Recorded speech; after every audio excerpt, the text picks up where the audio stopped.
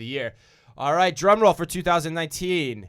And why don't you go first? Oh my gosh, my phone just crashed. Who on is me. Okay? Omni Talk, in your opinions, retailer of the year? I don't think that the audience will find this as any surprise, but I picked Kroger as retailer of the year. Whoa, really? I did. Wow, that's so out of left field. Why? Why? Because for a lot of reasons, actually. I think that what they're doing and their store in Cincinnati, which is kind of a giveaway for maybe some of the other answers to my questions later on in the awards show. But I think that what they are doing and what they're building, the partnerships that they've had with Walgreens, with the one we talked about with Cluster Truck, I really believe that right now Kroger is kind of pushing where grocery is going to head, where grocery is headed. So you're a big fan of all the experimentation. And for clarification, too, because we had some questions about this Cluster Truck, a software platform, not a dark kitchen. It's the software platform that allows Kroger to do that. Correct. Just point of clarification based on some questions we had. Correct. But you're a big fan of all the experimentation. So this kind of shotgun experimentation approach that we've talked a lot about over the past year, you kind of think they're doing some good things. I think I'm not saying they're all the correct things, but I think that this year they really put it all out there, and they're putting it live in front of audiences. They're getting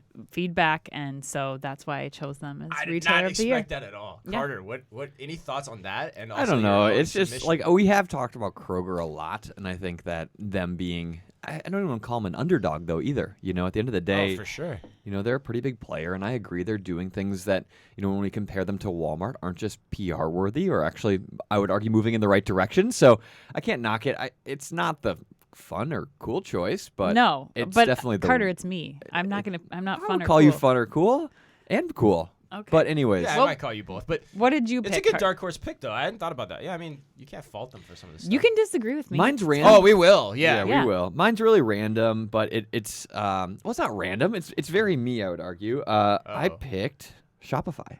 Oh, wow. Shopify, the sleeping giant that was able to unify mom and pop online e-commerce shops from around the country to take on Amazon. It's like all of the little people are joining together to take on the behemoth, and they might actually gain some traction and win. Now, win obviously has an asterisk on the top right corner of that, because what the heck does that even mean? Yeah. But at the end of the day, I think Shopify did some incredible things. They were already a really powerful platform. I already loved them in 2018 when we looked at just how easily they're able to enable e-commerce for any size shop and really advance technically forward e-commerce with that. And then all of a sudden they started layering in all of these other services this year. They had this huge, the huge announcement about unifying the power of all these small mom and pop shops, everything from shipping to really kind of the fulfillment side of things to warehousing. All those things came from Shopify. And looking back on it, it's like, well, it's not a surprise, but it was a big move for them. Mm-hmm. And I think that move that they created in 2019 is going to have a ripple effect in a lot of the stories we cover in 2020 and beyond. That's a really good one, man. Really good one. Yeah, and when you say retailer, your mind doesn't always go there. Totally, yeah, right? Yeah, it's really good. Really smart. Really sweet. Emma, what'd you think? I also picked Kroger. You also picked Kroger? Wow. Why? Because of the Krogies? I think I get a point for cool here. A big Kroger fan? Kroger. And for those listening too, Emma's been with us, what now? 2 months, 3 months?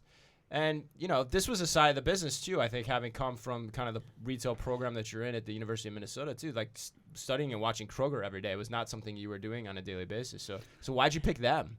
Yeah, I mean, I just have never really had exposure to grocery and find it to be kind of boring, honestly. But reading the Kroger headlines, they're just doing really cool things that I think have really big impact if you mass scale them across the country.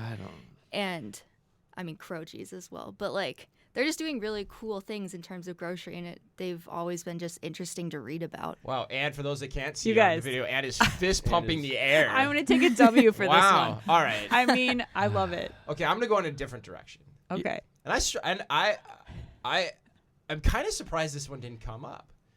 I actually am going to say Lululemon. Okay. Yeah, okay. I'll let you continue. I think Lululemon, one, stock price has done very well. Sure. They have done cool new things with their stores, both their new store in Chicago and both their new store in Minneapolis. And for me, and Anna and I have talked about this and argued this in the car, Lululemon is getting into that area of being a brand that is an experience in and of itself, getting into the flywheel of many different options, and that being kind of the wellness angle, right? It's at the beginning it was about a yoga pant, but now it's about the Lululemon lifestyle, and that extends into so many other things. It can extend into yoga classes. It can extend in the future into gyms, as Ann's talked about, wellness retreats, vacations. This is how adults are wanting to live their lives, and Lululemon within that can be incredibly powerful. And as we all walk the mall together, the Mall of America on Black Friday, the place is packed and there's not a sale sign in sight. Second year in a row we've seen that.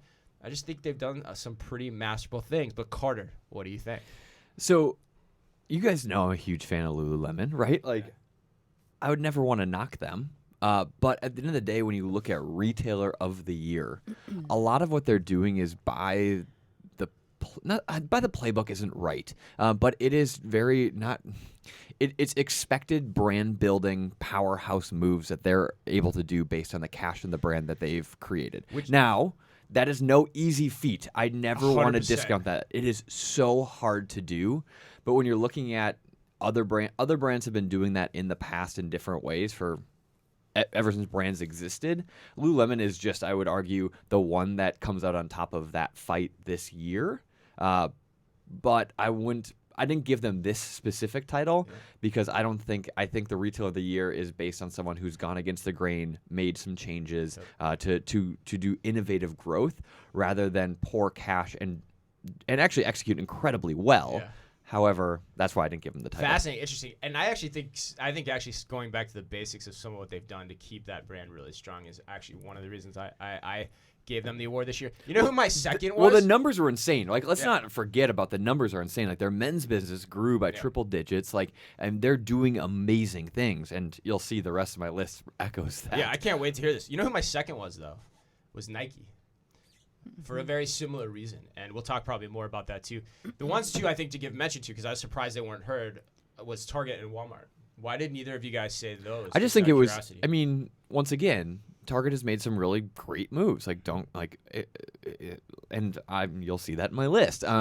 But these are incremental. They're not even incremental. They're expected down the path growth opportunities. That's Lululemon stock price, by the way. Yeah, I was just gonna say last year looks pretty good. Yeah, it looks amazing because they're doing a killer job. But same with Target, they're doing an incredible job. They are constantly changing things to increase their stock price and add value. However, when you look at someone who's a little bit more revolutionary and who we can give a title to and say, "Welcome to the party," like, congrats on all the success, like, that's why I picked. No, I get why you picked Shopify. I think Shopify is a good pick too. This one's always a fun award because you could give it to a lot of people. Like a lot of people have a good year. Like Target and Walmart had great years too. For me it was just there's so much noise in just what's happening in the business with Toys R Us being gone and every other department store falling off the face of the earth. That was why they didn't make the top of my list. But I'd like to be Lululemon in the future relative to some other people. I think they got some defensible things. All right.